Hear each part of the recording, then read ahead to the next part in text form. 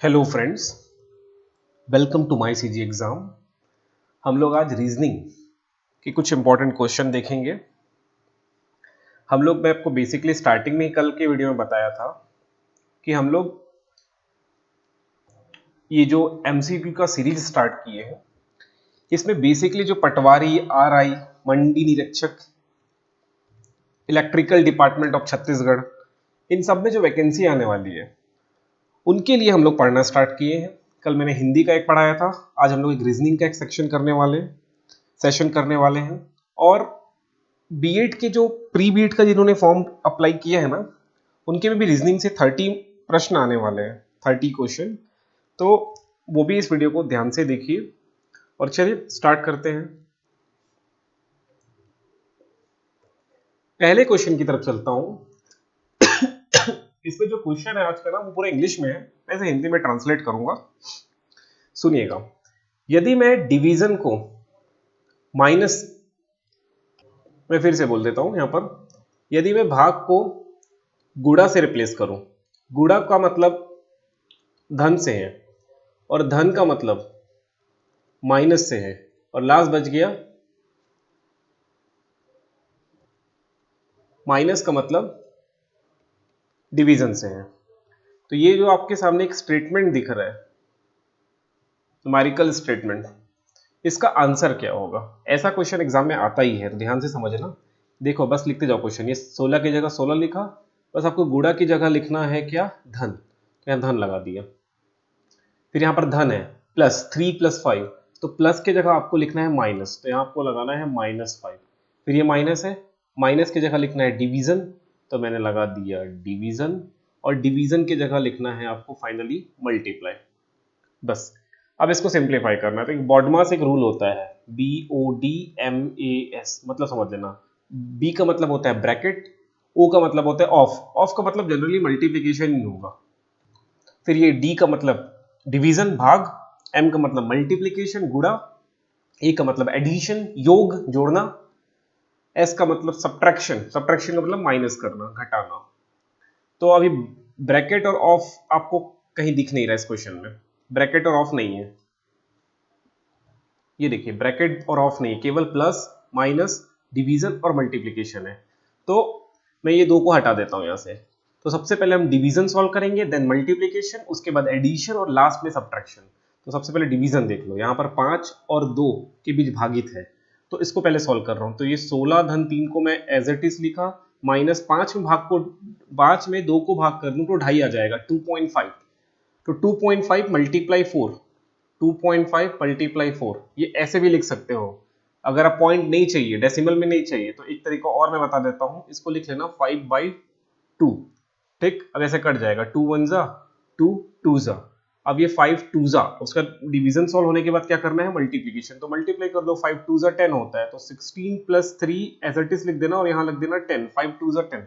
अब उसके बाद आपको मल्टीप्लीकेशन भी हो गया, अब बचा एडिशन सब्ट्रैक्शन, तो ऐड कर लो, 16 और 3 ऐड कर लो तो 19 और -10। तो 19 माइनस 10, 19 में 10 को घटा दो तो बचेगा 9। तो आंसर आ जाएगा ऑप्शन ए, 9। आई थिंक समझ में आया होगा, सिंपल सा कैलकुलेशन है अरिथमेटिक का, कोई बड़ी बात नहीं है इसको करना। नहीं समझ में आया होगा तो कमेंट करना। अगले question, find the odd letters from the given. इसमें से कोई अलग है, बाकी तीन सेम होंगे, कोई तीसरा अलग है, इसको ऑड वन बोलते हैं, ऑड वन आउट। इसी को ही ऑड मतलब अलग, विषम को अलग करना, जो विषम है उसको अलग करो। तो सबसे पहले आप लोग ना इस तरह से लिख लेना, जैसे मैं आपको, जब भी आपके सामने क्वेश्चन पेपर आता है ना और उसमें रीजनिंग या मैथ से क्वेश्चन आने वाले हैं, तो सबसे पहले आप अल्फाबेट को इस मैनर में लिखना, ए बी करते करते एम तक लिखना, और उनके नंबर लिखना 1 2, ऐसे करते करते 13 यहां पर आएगा। फिर एम के नीचे एन को लिखना, फिर ऐसा लिखते लिखते जेड तक जाना, फिर यहाँ 14 और यहाँ आ जाएगा 26। मैं इसको ढंग से लिख के दिखा दूं, ये रहा, आपको स्क्रीन में दिख रहा है यहाँ पर, ए के नीचे 1, बी का नंबर 2, सी के नंबर 3। ठीक है, आपको दिखा होगा, इस तरह से आप लिख लेना। अब ध्यान से ए को देखो, ये पहला ए, इसमें डी का नंबर क्या है? 4, तो मैंने लिखा यहाँ 4। फिर बी का नंबर क्या है? बी का नंबर है 2, तो मैंने लिखा 2। और उसके बाद जेड है, जेड ए के दो पहले आता है ना, तो मैं इसको 26 ना लिख के -2 लिख रहा हूँ। सॉरी -2 नहीं, 0 लिख रहा हूं। फिर क्यों 0 का मतलब, देखिए इसको आप 26 भी लिख सकते हो, कोई दिक्कत नहीं है। बस आप डिफरेंस देखो, यहां से यहां के बीच का डिफरेंस 2 का है, फिर यहां से यहां तक का डिफरेंस भी 2 का है। जैसे देखो मैंने लिखा है डी, डी के पहले सी, सी के पहले बी, बी के पहले ए, और ए के पहले क्या आता है? तो जेड आता है। देखो डिफरेंस देखते जाओ, डी और बी के बीच 2 का डिफरेंस है, बी और जेड के बीच 2 का डिफरेंस है। इस तरह से डिफरेंस की बात है, मतलब जो लेटर यहाँ पर डी बी जेड है उनके बीच का अंतर जो है वो 2 का है। ठीक है, नहीं समझ में आएगा तो कमेंट करना, जब मैं कोर्स लॉन्च करूंगा ना तो मैं आपको डिटेल में समझाने की कोशिश करूंगा। यहाँ पर तो इस तरह से समझने का प्रयास करिए। देखना आ गया। अब उसके बाद है क्यू ओ एम, तो क्यू देख लो कहां पर है, ये क्यू है, क्यू का नंबर है 17। उसके बाद ओ है, 2 का डिफरेंस यहां भी दिख रहा है 15, 17 में 2 गया 15। फिर उसके बाद क्या है, एम है, तो ओ और एम के बीच में भी आपको 2 का अंतर दिखा है, तो 17 में 15 गया 2, 15 में 13 गया 2। यू एस क्यू को देखो, यू का नंबर क्या है 21, फिर एस का नंबर है 19, 2 का अंतर है। फिर क्यू है, क्यू का नंबर 17 है, तो यहां भी सब में 2 2 का अंतर है, मतलब इन तीनों तो सेम है। अब चौथा ही ऑब्वियसली आंसर होगा। आंसर देख लेते हैं। जे का मतलब क्या होता है, जे का मतलब होता है 10। फिर एल है, एल का मतलब होता है 12, 2 का डिफरेंस है। फिर एन, एन का मतलब है 14। यहां भी अंतर 2 का ही है, लेकिन बढ़ रहा है नंबर, +2 का अंतर है। 10 में 2 ऐड किया तो आया 12, 12 में 2 ऐड किया तो आया 14, लेकिन बाकी सब में क्या हो रहा है, 2 माइनस हो रहा है। अगर ध्यान से देखें तो 21 में 2 माइनस हुआ 19, 19 में 2 माइनस हो रहा है 17, 17 में 2 माइनस हुआ तो 15, 15 में 2 माइनस हुआ तो 13, 4 में 2 माइनस हुआ तो 2, 2 में 2 माइनस कर दिया तो 0, 0 का मतलब 26। सब में माइनस हो रहा है, ऊपर के 3 में माइनस हो रहा है, केवल यहां पर 2 बढ़ते जा रहा है, तो इसका सही आंसर हो जाएगा डी, डी अलग है। ठीक है, विषम है। आई थिंक समझ में आओ। अब एक क्वेश्चन मैं यहां पर आपसे पूछता हूं, इसी सीक्वेंस में एक क्वेश्चन समझना, इसमें भी आप विषम को अलग करना। नंबर है, पहला ऑप्शन है यू एफ जी,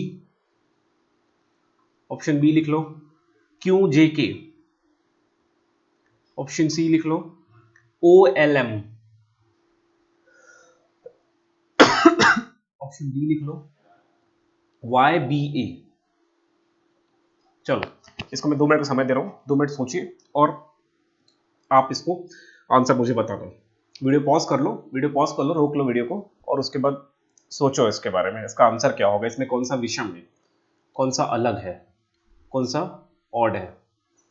4 ऑप्शन है। अब वीडियो पॉज कर लो, मैं दूसरे क्वेश्चन की तरफ चलता हूं, तब तक फिर आके इसको बताऊंगा। आप वीडियो पॉज करके इसको सॉल्व करो, लास्ट में मैं बताता हूं इसका आंसर। अगला क्वेश्चन है, इस क्वेश्चन में कोई सा रॉन्ग है, कोई सा नंबर गलत लिखा हुआ है इस सीरीज के लिए, तो आपको कौन सा नंबर गलत है उसी को फाइंड करना है। तो ध्यान से देखिए, 3 के बाद दिया है 10, 10 के बाद 27, ठीक है, फिर 4, 16, 64, मतलब 4 का गुणा हुआ है, 4 में 4 का गुणा हुआ है तो 4 चौक 16, 16 में फिर 4 का गुणा कर दिया तो 64। ठीक है, एक पैटर्न समझ में आया इन तीनों को देखने से। इसमें दिख रहा है 5 पंचे 25, 25 पंचे 125, इसमें 5 5 का गुणा हुआ है, ऑब्वियसली इसमें 4 का, इसमें 5 का, तो इसमें 3 का होना चाहिए, तो 3 3 या 9, या 9 आना चाहिए, 9 3 27, मतलब 10 नहीं होना चाहिए। समझ रहे हो, 3 में 3 का गुणा करो तो 9, 9 में 3 का गुणा करो 27, तो इसमें 3 का पेयर बना।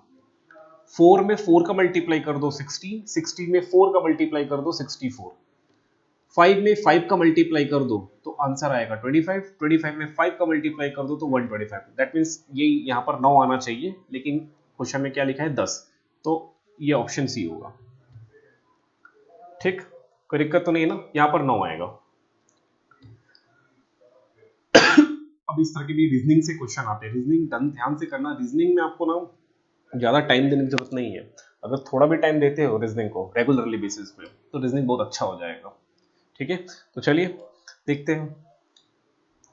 अच्छा, कुछ लोग कल कमेंट कर रहे थे कि सर क्लास आप रेगुलर लीजिए, रेगुलर लीजिए, तो मैं अब रेगुलर लूंगा। ठीक है, कुछ लोग मेरे को व्हाट्सएप पे मैसेज किए थे तो उनका मैं रिप्लाई नहीं कर पाया हूँ।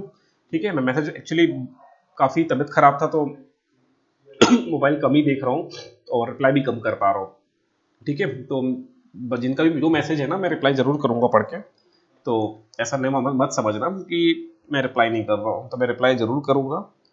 और जिनके रिप्लाई मुझे तुरंत करने चाहिए थे मैंने कर दिया था, और जिनका रिप्लाई नहीं कर पाया हो ना तो उसके लिए मैं आपसे सभी से क्षमा मांगता हूँ। मैं रिप्लाई आपका जरूर करूँगा, और बेसिकली अधिकतर ने तो यही बोला है कि सर आप रेगुलर करिए, तो मैं बिल्कुल प्रयास करूँगा रेगुलर लेने का। और जो मैं अभी आगे चल के कोर्स लॉन्च करूँगा ना, उसके बारे में भी कुछ लोगों ने कमेंट किया है, तो उनको भी मैं बता दूं कि मैं बहुत जल्द लेके आऊँगा, बस थोड़ी तबीयत ठीक हो जाए। कोर्सेज लेके लाया जाएगा आपके लिए। रेवेन्यू डिपार्टमेंट मतलब राजस्व विभाग, और CSPDCL मतलब जो बिजली विभाग है, इलेक्ट्रिकल डिपार्टमेंट है, उनके लिए। और जो बीएड की तैयारी कर रहे हैं, साल प्री बीएड देना चाह रहे हैं, तो उन लोगों ने एक क्वेश्चन पूछा था कि सर कितना कट ऑफ जाएगा, तो कट ऑफ पे एक वीडियो बना दो। तो मैं बिल्कुल प्रयास करूंगा कट ऑफ पे वीडियो बना दूं। लास्ट टाइम 100 में लगभग 60 जिसने लाया है ना उसका रैंक 1 था। तो आप लोग को अंडर 500 रैंक लेके आओ तो गवर्नमेंट कॉलेज मिलेगा, ठीक है। अब इसमें कैटेगरी भी होती है, मैं कैटेगरी की बात नहीं कर रहा हूँ, नॉर्मल कैटेगरी की बात कर रहा हूँ, ओबीसी जनरल। तो आप अंडर 500 में लाने का प्रयास करो अपना रैंक, तो आपको बेस्ट कॉलेज मिलेगा, ठीक है। चलिए, तो अब इस क्वेश्चन को देखते हैं। ये भी इंग्लिश में, मैं इसको हिंदी ट्रांसलेट करूंगा। A gets more marks than B. A को देखिए, A gets more marks than B. A को ज्यादा मार्क्स मिला बी से, but less than C. But C से कम मार्क्स मिला ए को। ध्यान से सुनिएगा, ए ज्यादा मार्क्स पाया बी से लेकिन कम पाया सी से। तो इस तरह से मैंने अरेंज कर दिया पहला स्टेटमेंट को। फिर आगे क्या लिखा है, D gets less marks than E. D को ई के कंपेयर में कम मार्क्स मिला, तो ई को ज्यादा मिला डी से, बट मोर देन ए, ठीक है, बट मोर देन ए। ध्यान से सुनिएगा, D gets less marks than E. D को ई से कम मार्क्स मिला, ई से कम, लेकिन ए से ज्यादा मिला। उसके बाद थर्ड स्टेटमेंट कहता है, if C gets less than D. If C gets less than D, D से सी को कम मिला। सो मैंने इसको अरेंज कर दिया। ये तीन स्टेटमेंट है। अब इन तीनों स्टेटमेंट को कंबाइन करके एक बना लो, तो आपका आंसर आ जाएगा। तो देखो अरेंज कर लो। सी से ज्यादा है डी, तो यहां पर आपको दिख रहा है, यहां पर मैं लगा देता हूं, सी, ए और बी आपको दिख रहा है। सी से ज्यादा है डी, तो लगा दिया। अब देखो, ए से ज्यादा है डी, हाँ दिख रहा है, और डी से ज्यादा है ई, तो डी से ज्यादा है ई। ये इस तरह से लगा दिया। मतलब सबसे ज्यादा मार्क्स मिला है ई को, फिर डी को, फिर सी को, फिर ए को, फिर बी को। अब आपसे क्वेश्चन पूछा जा रहा है कि इनमें से किसको सबसे हाईएस्ट मार्क्स, मतलब सबसे ज्यादा मार्क्स मिला है, तो आंसर होगा ई। ई करेक्ट आंसर है। आया समझ में? हिंदी में ट्रांसलेट नहीं कर पाया हूं मैं, लेकिन मैं बोल के ट्रांसलेट कर रहा हूं तुरंत। तो जिनको भी कोई दिक्कत हो रहा है कमेंट करना, अगर कहीं पर कोई दिक्कत आ रहा है। चलिए, इस क्वेश्चन में वापस आ गया मैं, जो आपको मैंने दिया था, आपको करके बताना था। आई होप आपने अभी तक कमेंट कर दिया होगा, ठीक है। ये रिकॉर्डेड क्लासेस है ना, तो मैं बाद में आपकी कमेंट देखूंगा। तो चलिए इसका आंसर मैं बताता हूँ। यू एफ जी, तो मैं पहले देखता हूँ यू कहाँ पर, ये यू है, और यू के जस्ट अपोजिट में है एफ, और एफ प्लस 1 जी। इस तरह से अरेंज है। मतलब कैसा अरेंज है, यू का अपोजिट है एफ, और प्लस 1 कर दिया तो आ गया जी, मतलब यू एफ जे। क्यू जे के, क्यू देखिए कहां पर है क्यू, और उसका अपोजिट है जे, और प्लस 1 कर दिया के, तो ये दोनों सेम है। ओ एल एम, ओ का अपोजिट एल, और उसमें 1 एम कर दिया, एड कर दिया तो एम, तो ये भी तीनों सेम है। अब वाई बी ए देख लेते हैं। वाई का अपोजिट बी, बी प्लस 1 ना होके बी माइनस 1 है, मतलब ए, तो यही एक ऑड है, तो इसका आंसर हो जाएगा ऑप्शन डी। ऑप्शन डी अलग है, बाकी ए बी सी इवन है, मतलब सेम है, और डी अलग है, ठीक है। तो इसका आंसर हो जाएगा ऑप्शन डी। जिन लोगों का आंसर ऑप्शन डी आया है, आपने सही किया है। चलिए नेक्स्ट क्वेश्चन की तरफ चलेंगे। अब इसमें दिख रहा है इसमें क्वेश्चन मार्क की जगह पर, यहां पर क्वेश्चन मार्क है ना इस फिगर में, यहां पर क्या आएगा आपको पता करना है। यहां पर अब दो फिगर हैं, ये फिगर 1 फिगर 2 और फिगर 3, इस फिगर 1 और 3 ये दोनों फिगर को देखिए और एक रिलेशन बनाएंगे। 5 4 9, 9 और 3 12 होता है, 19 नहीं आ रहा है। 5 चौक 20, 20 में 3 घटाने से भी 19 नहीं आ रहा है। अच्छा इसको ऐसा करें, 5 3 15 प्लस 4 19 आ गया। क्या किया मैंने, 5 और 3 को गुणा किया और 4 जोड़ दिया तो आ गया 19। ये क्या इस पे भी वही लॉजिक जम रहा है कि नहीं देख लो। 6 4 24 और प्लस 5, 6 4 24 प्लस 5 29, तो इसका भी आंसर ऐसे ही बनेगा। 7 5 35 प्लस 6 35 प्लस 6 41, तो इसका आंसर हो जाएगा ऑप्शन नंबर डी। ठीक, जिनको भी डाउट लग रहा होगा ना कि मेरे से बन नहीं रहा है और मैं सोच नहीं पा रहा हूँ, ठीक है, ऐसे लोग जिनसे नहीं बन रहा है ना, वो लोग फर्स्ट टाइम कर रहे होंगे इसलिए उनको दिक्कत हो रहा होगा। सो घबराने की जरूरत नहीं है, फर्स्ट टाइम में किसी से नहीं बनता। जब आप पढ़ना चालू करेंगे, कंटिन्यूसली पढ़ोगे, तो ये ऐसे क्वेश्चन आसानी से बनेगा आपसे। ठीक है, सो घबराने की बात नहीं है। चलिए आगे बढ़ते हैं। अब इस क्वेश्चन में क्या बोल रहा है कि कोई सा साइन, ये जो चिन्ह है डिवीजन मल्टीप्लिकेशन एडिशन सब्ट्रैक्शन, कोई सा साइन है वो गलत लिखा गया है, आपको सही करना है। मतलब या तो डिवीजन की जगह आपको प्लस लिखना पड़ेगा और प्लस की जगह डिवीजन लिखना पड़ेगा, या माइनस की जगह प्लस लिखना पड़ेगा या प्लस की जगह माइनस लिखना पड़ेगा। इस प्रकार आपको करेक्ट करना है। तो चलिए स्टार्ट करते हैं, 1 बाय 1 करिए। अगर हम लोग व्यापम या पीएससी के, सीजीपीएससी के जो मैथ्स या रीजनिंग के क्वेश्चन होते हैं ना, वो इजी होते हैं। पहला सब पॉइंट याद रखना, इजी होता है। और दूसरा पॉइंट, बहुत ज़्यादा टाइम मिलता है आपको। 3 घंटे का पेपर होता है व्यापम का, पीएससी का 2 घंटे का पेपर होता है, तो टाइम बहुत होता है आपके पास, सफिशिएंट टाइम होता है। लेकिन अगर हम एसएससी सीजीएल या एसएससी के एग्जाम में 1 घंटे का समय होता है मात्र, बैंक के एग्जाम में भी 35-40 मिनट का बैंक एग्जाम होता है, तो समय बहुत कम होता है और क्वेश्चन बहुत ज्यादा होते हैं। एसएससी के एग्जाम में 100 प्रश्न होते हैं और 1 घंटे का समय होता है, तो उनके मैथ्स करने का अलग तरीका होता है। लेकिन व्यापम हो गया या फिर सीजीपीएससी हो गया या छत्तीसगढ़ के स्तर का जो भी एग्जाम हो गया, उसमें टाइम बहुत होता है। तो आप लोग ऑप्शन रख के बना सकते हो। जैसे मैं ऑप्शन ए को पहले सॉल्व किया, मैंने डिवीजन की जगह लिख रहा हूँ प्लस और प्लस की जगह लिख रहा हूँ डिवीजन। अब इसको सॉल्व करते हैं, तो 3 और 6 को पहले डिवाइड करूंगा, है ना, तो इसको थोड़ा नया लिख के बना रहा हूँ। 12 प्लस 2 माइनस 6 मल्टीप्लाई 3, ये डिवीजन को मैं लिख लिया ऐसे और ये काट दिया। ठीक, तो क्या बचा, 12 और 2 हो गया है 14, 14 में 3 माइनस कर दो तो आ गया 11, जो कि 18 के बराबर नहीं है, मतलब ऑप्शन ही नहीं हो सकता। अब ऑप्शन बी रख लेते हैं। बी मतलब माइनस की जगह प्लस, ये माइनस है, यहाँ पर रख रहा हूँ मैं प्लस और प्लस की जगह माइनस। अब इसको सॉल्व करते हैं, तो 12 में 2 डिवाइड कर दिया तो 6 आ गया। बॉड मास लगा रहा हूँ ना, जो मैंने अभी आपको बॉड मास सिखाया था, BODMAS बॉड मास। तो ये बॉड मास जो मैं सिखाया था ना, वही आपको लगा रहा हूँ। पहले डिवीजन सॉल्व करूंगा, देन मल्टीप्लीकेशन, फिर एडिशन एंड सब्ट्रैक्शन, इस प्रकार में सॉल्व कर रहा हूँ।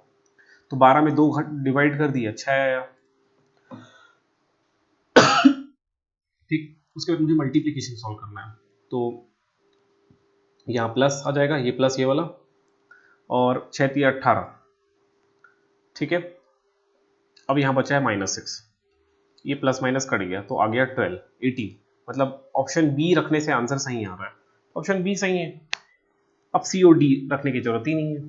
ठीक है, जब आंसर सही आ जा रहा है, आंसर ऑप्शन में तो कोई, ये 4 ऑप्शन में से कोई एक ही सही आंसर होगा ना, तो आंसर बी है।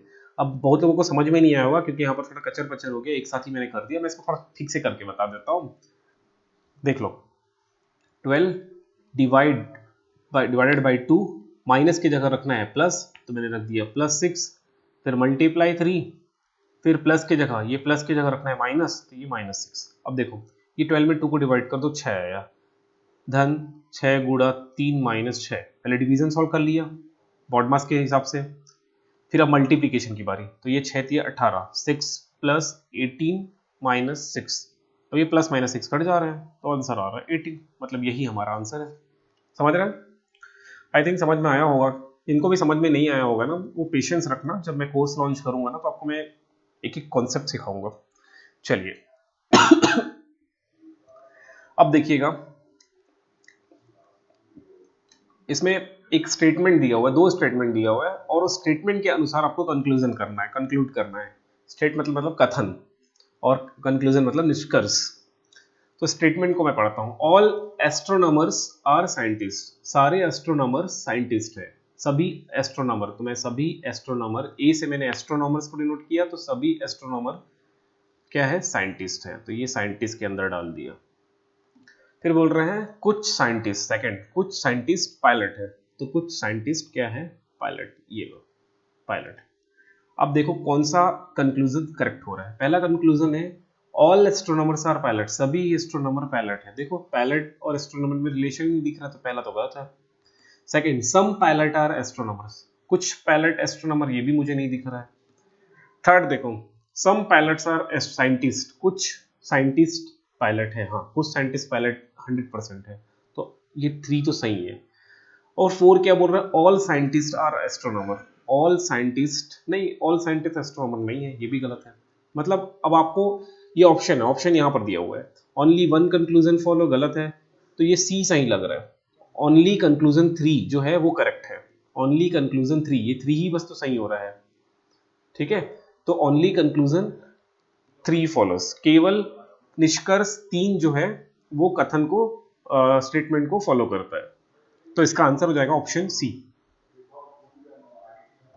ठीक है। तो इसका आंसर है only conclusion 3 follow. I think आपको समझ में आया होगा ये चीज।